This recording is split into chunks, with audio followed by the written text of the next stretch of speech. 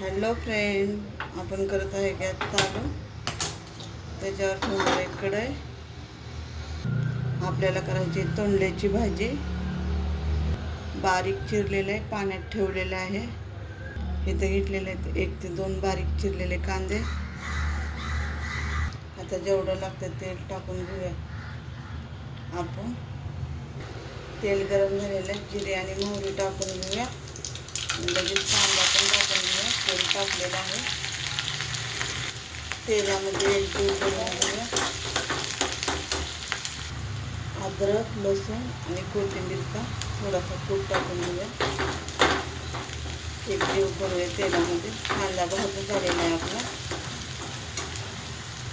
इथे 1 टोमॅटो चिरून घेतला आहे, तो पण टाकून घेतो तेलामध्ये.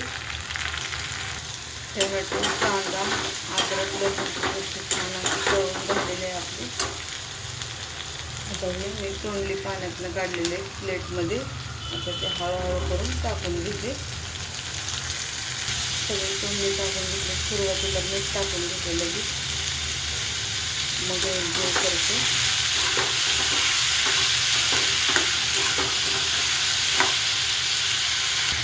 हळद टाकते.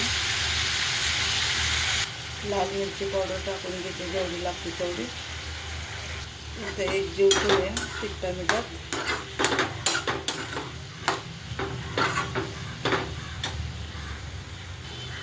आता आपण झाकण ठेवूया. लगेच वापरणार. तोंडली बारीक चिरलेले आहेत. आता आपण झाकण उघडून पाहूया. छान असं तेल सुटलेलं आहे.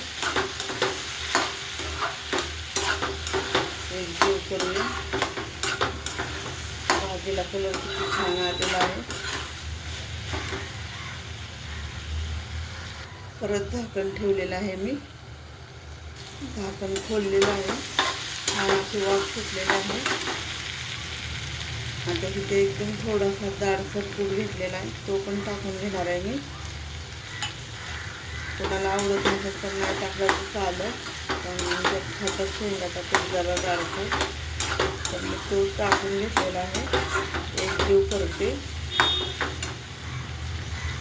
आता वरतून थोडीशी हिरवी कोथिंबीर टाकूया. ह्या पद्धतीची आपली तोंडल्याची भाजी झालेली आहे. नक्की सांगा कमेंटमध्ये कशी झाली. आवडली तर लाईक करा, शेअर करा, कमेंट करा. धन्यवाद.